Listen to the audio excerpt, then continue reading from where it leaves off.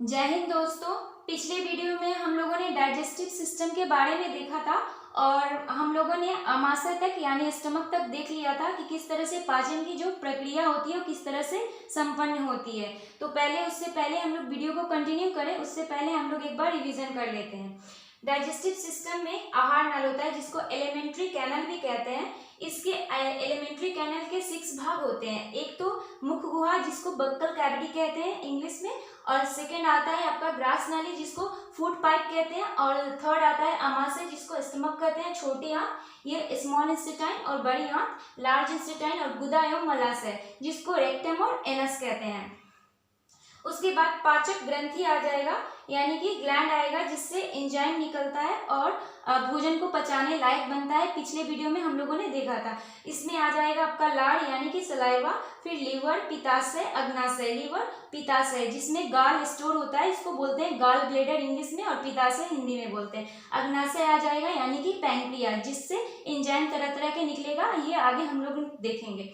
ये कैविटी एक एक करके इसका भाग देखेंगे। मुख गुहा यानी कि बक्कल कैविटी। बक्कल कैविटी में 3 चीजें इंपॉर्टेंट होती है। बेसिकली बोला जाए तो ये जीभ इंपॉर्टेंट नहीं होता है, ये सेंस ऑर्गन होता है। जो पाचन की क्रिया में महत्वपूर्ण योगदान रहता है वो लार ग्रंथि और दांत का होता है। लार में आ जाएगी आपका तीन जोड़ी लार ग्रंथि होती है जो कि पैराटिड लार ग्रंथि, फिर सब मैंडिबुलर, फिर सब लिंगुअल। ये इन लार ग्रंथियों से 4 तरह के एंजाइम निकलते हैं। एक तो लाइसोजाइम जो कि कीटाणु को पचाता है, और दूसरा आता है डायलिन और डायस्टेट जो कि मंड को पचाता है, और एक म्यूलिन होता है जो खाने को चिपचिपा कर देता है, जिस कारण कि हमारा जो भोजन होता है वो एकदम इजीली पेट के अंदर चला जाता है फूड पाइप के थ्रू, और वो अटकता नहीं है। उसके बाद हम लोगों ने देखा दांत। दांत में आ जाता है आपका, दांत 4 प्रकार के होते हैं। एक इंसिजर किस तरह से होता है, जो हम लोग काटने का काम आता है फल वगैरह को। इंसिजर आगे वाला जो 4 भाग ऐसे नहीं होते हैं वो दांत है, ये दांत होते हैं। और केनाइन जो कि कुत्ते वगैरह में नुकीला होता है।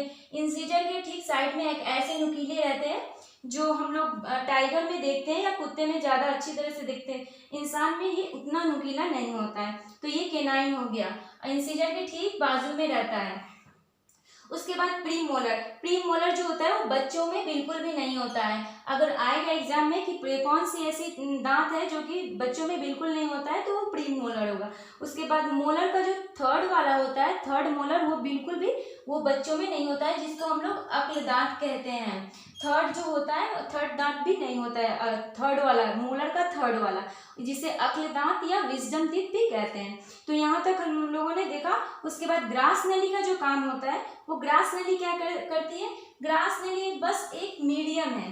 क्या करती है ग्रास नली? एक बक्कल कैविटी को यानी मुख गुहा को, आपको मुख गुहा को जो ग्रास नली है, ग्रास नली वो क्या करती है? बस मुख गुहा यानी कि बक्कल कैविटी को ये आमाशय से जोड़ती है। मुख गुहा को प्लस आमाशय से ये जोड़ देती है। आमाशय से जोड़ने का बस एक ये मीडियम है खाना को मुख गुहा से आमाशय तक पहुंचाने का। ग्रास नली का बस यही काम है, वो मुख गुहा से आमाशय तक पहुंचाने का काम करती है। और ये एकदम मतलब ऐसे नहीं होता है कि हम लोग खा रहे हैं और खाना मतलब गिरने का आवाज हम लोग को सुनाई देता है। वो बहुत ही बारीकी से धीरे धीरे क्रमानुकुचन करता है, उस तरह से हमारा भोजन का क्रमानुकुचन करके तब जाके क्रमानुकुचन धीरे धीरे भोजन को ले जाता है हमारे स्टमक में। उस प्रक्रिया को हम लोग क्रमानुकुचन प्रक्रिया कहते हैं।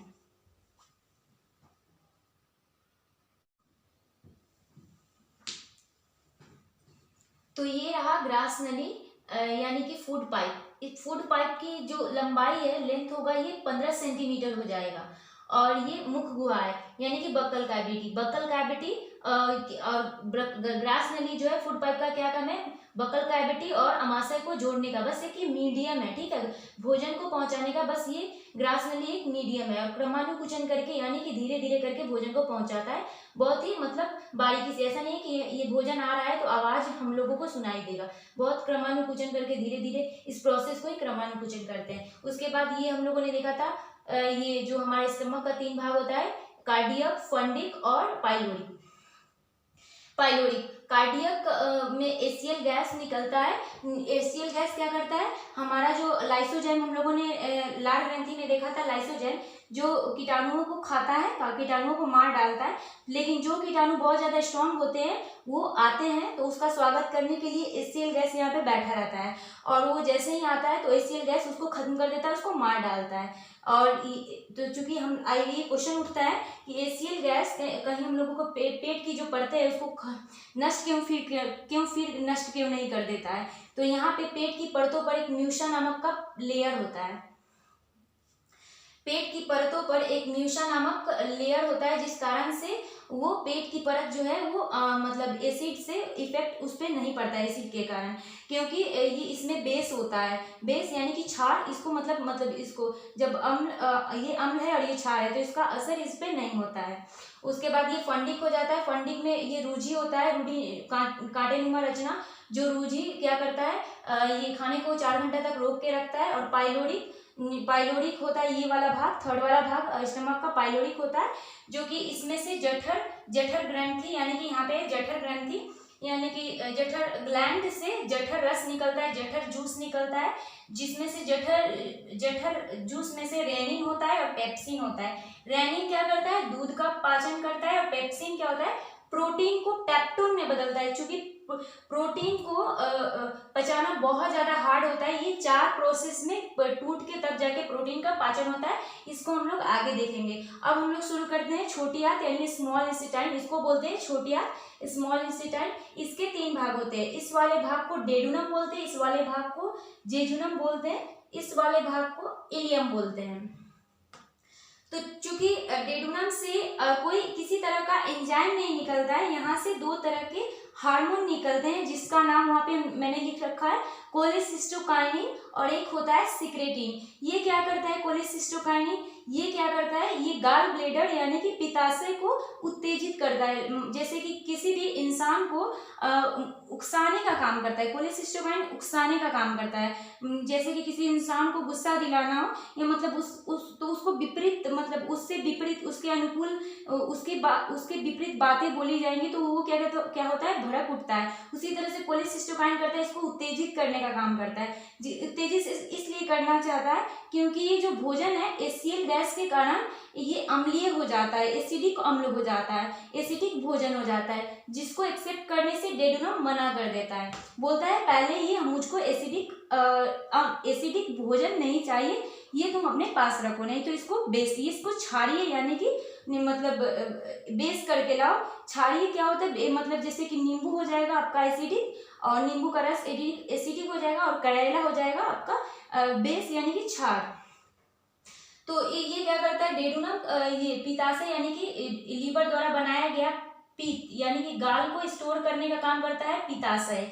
ये गाल बनता है आपका लीवर में और स्टोर होता है आपका पित्ताशय में, यानी कि गाल ब्लेडर में स्टोर होता है। जैसे कि मोटर से पानी मतलब ऊपर जाता है, लेकिन स्टोर पानी की टंकी में होता है, उसी तरह से बनता पानी या मतलब यहाँ पे गाल बनता है, लीवर बनाता है गाल, लेकिन स्टोर कहाँ करता है, आपका गाल ब्लेडर में स्टोर करता है गाल को। उसके बाद ये कोलेसिस्टोकाइनिन के कारण ये पित्त ना, ये गाल इसमें मिक्स कर दिया जाता है, ये उत्तेजित करता है, तो ये गाल भोजन में मिला देता है।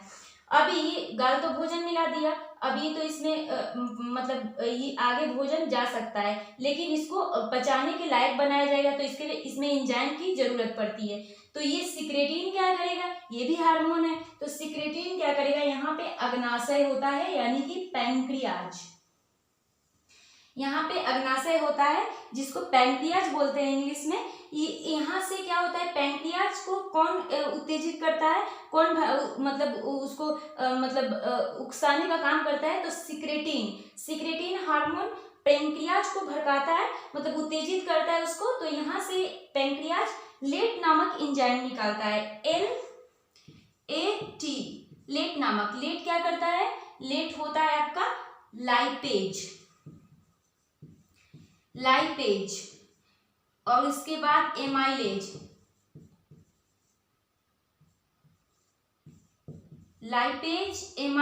और ट्रिप्सिन।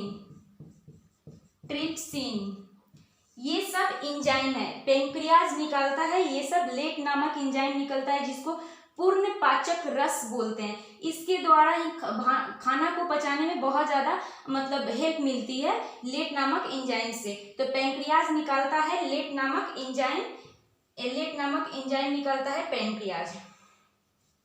तो लाइपेज हो गया, एल से लाइपेज हो गया, ए से हो जाएगा एमाइलेज, टी से हो जाएगा ट्रिप्सिन। लाइपेज क्या करता है ये देखेंगे। लाइपेज जो होता है, लाइपेज क्या करेगा, लाइपेज फैट को पचाएगा। लाइपेज जो होता है वो फैट को पाचन करता है, यानी कि वसा का पाचन करेगा। और जो एमाइलेज होता है, एमाइलेज जो होता है वो स्टार्च का पाचन करेगा, स्टार्च का। और जो ट्रिप्सिन होता है,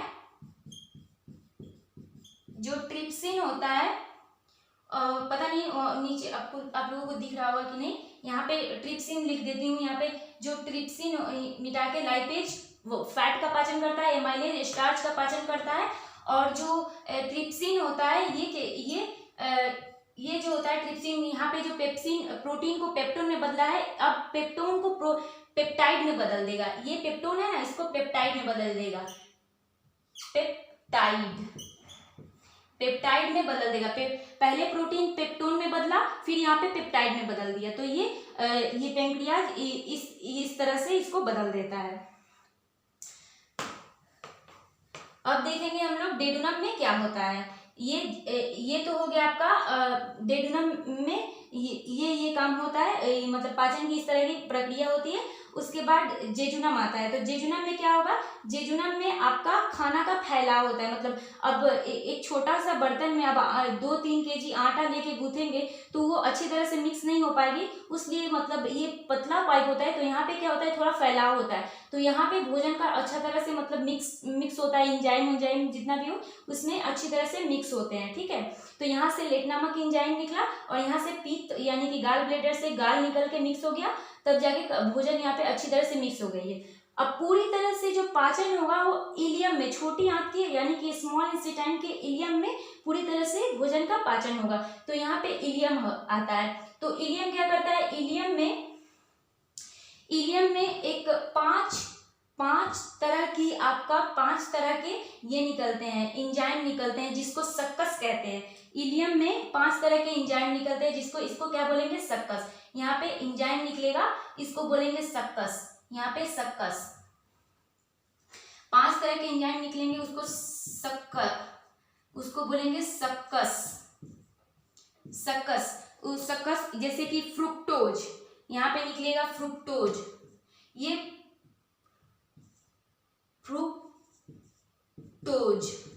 ये फ्रुक्टोज क्या है, हम लोग फ्रुक्टोज खाते हैं यानी कि कार्बोहाइड्रेट। सुक्रोज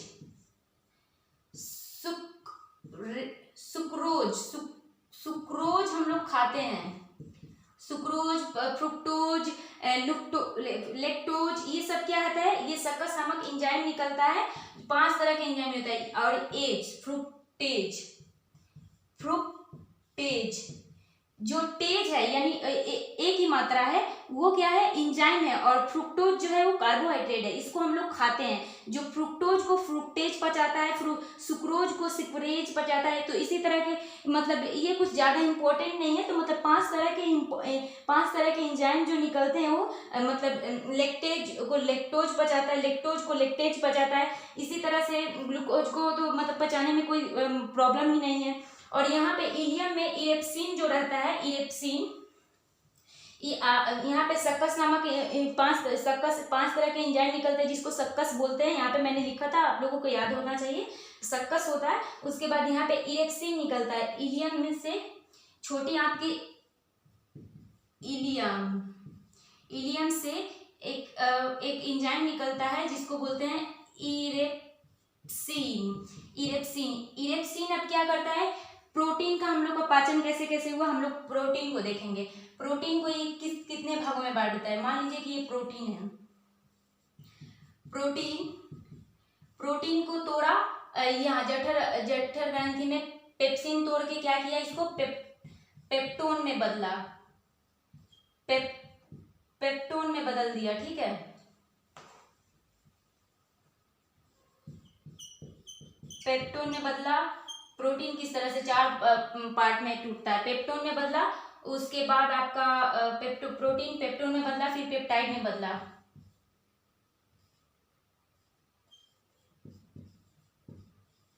पेप्टाइड में बदला, फिर यहाँ पे इरेप्सिन जो होता है, छोटी आंत के इलियम में इरेप्सिन एंजाइम होता है, वो क्या करता है, पेप्टाइड है यहाँ पे जो पेप्टाइड में बदल जाता है, ये पेप्टाइड को फिर तोड़ के क्या बदल देगा, एमिनो एसिड में।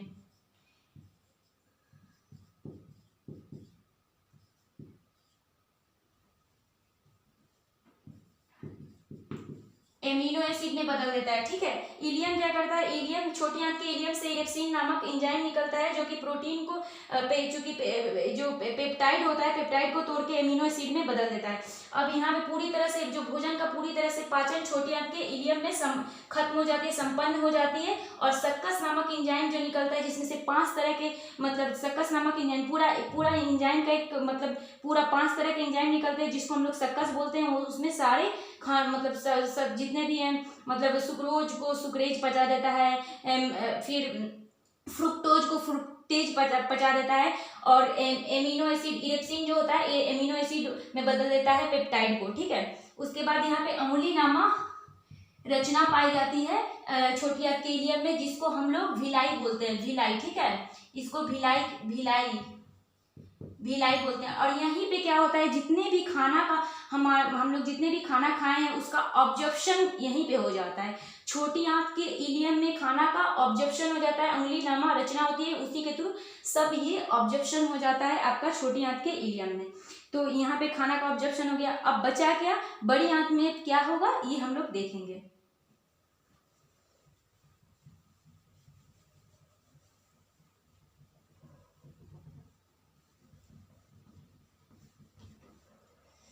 ये मैं मिटा देती हूँ क्योंकि ये मुझको काम है यहाँ पे बड़ी आंत का फिगर बनाने के लिए।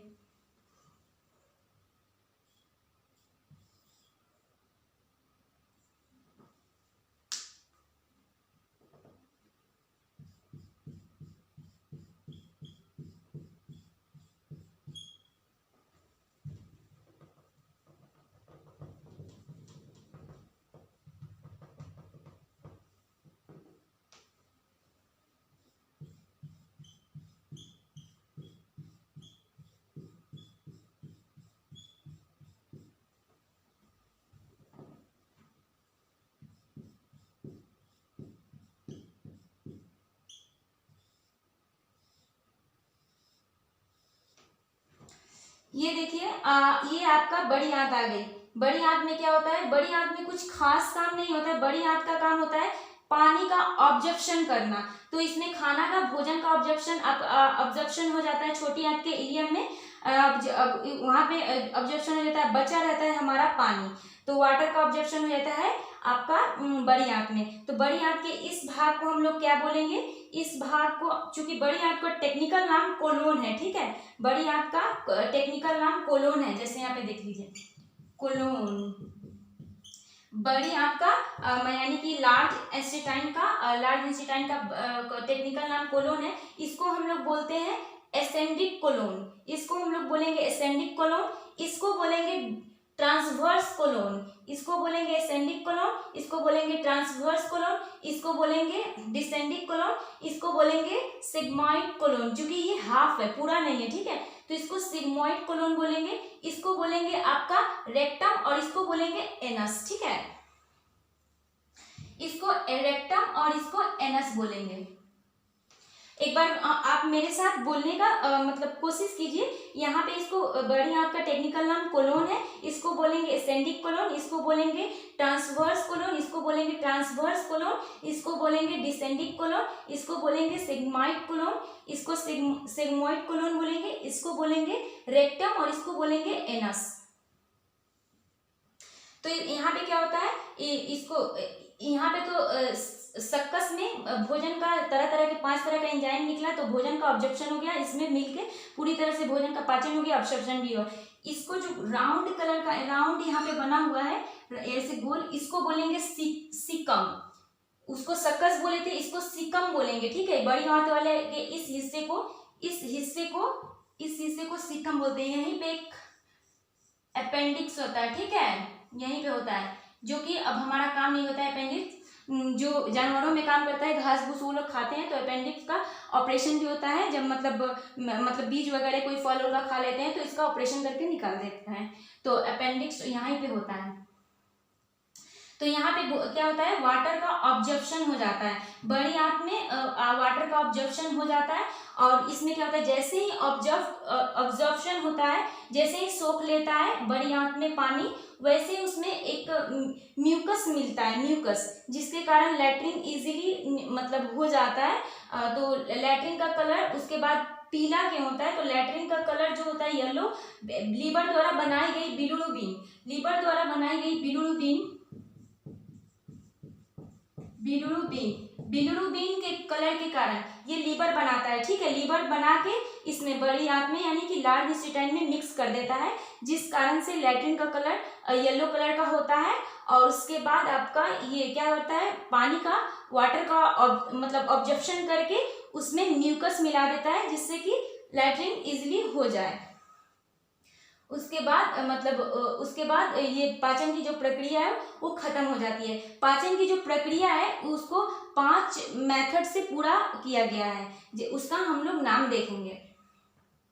पाचन की पूरी प्रक्रिया 5 मेथड में पूरी होती है, तो उसका नाम है, जैसे कि यहाँ पे हम लोग खाना को खाते हैं, जैसे कोई रूम में इंटर करता है तो उसको क्या बोलते हैं, जैसे स्कूल में चाहे आप कहीं भी जाते हैं क्लासरूम में, तो आप परमिशन लेते हैं कि मैं कमिंग, तो जो टीचर होते हैं वो बोलते हैं यस कमिंग, तो अंदर आने को इंटर कहते हैं। तो इसको बोलेंगे, खाना हम लोग अंदर मतलब ले रहे हैं, मुंह में ले रहे हैं, तो इसको बोलेंगे इंजेशन। 5 प्रक्रिया होती है, इसको इंजेशन बोलते हैं। उसके बाद डाइजेशन होता है, उसके बाद ऑब्जर्प्शन होता है, खाने का ऑब्जर्व हो जाता है, उसके बाद एसिमिलेशन होता है। एसिमिलेशन में क्या होता है, खाने को मतलब कंट्रीब्यूट किया जाता है, कि जो जो चीज़ों को जरूरत होती है, जिन चीज़ों को, जैसे कि हड्डी को कैल्शियम की जरूरत होती है तो हड्डी को कैल्शियम दिया जाता है, ब्लड में आरबीसी को जरूरत होती है तो उसको आरबीसी दिया जाता है, आँख में मतलब विटामिन ए की जरूरत होती है तो उसको विटामिन ए दे दिया जाता है। तो एसिमिलेशन में ये होता है। उसके बाद डिफेक्शन, जिसमें मल त्याग देने की प्रक्रिया है। तो ये 5 भागों में हमारा डाइजेशन कंप्लीट हो जाता है। एक बार फिर बोलेंगे, इंजेशन, डाइजेशन, उसके बाद ऑब्जर्प्शन, ऑब्जर्व हो जाता है, ये छोटी आंत के एरिया में ऑब्जर्प्शन हो जाता है, उसके बाद एसिमिलेशन, उसके बाद डिफेक्शन। ये हमारा डाइजेशन टॉपिक कंप्लीट हुआ, यहाँ पे खत्म हुआ। Thank you so much.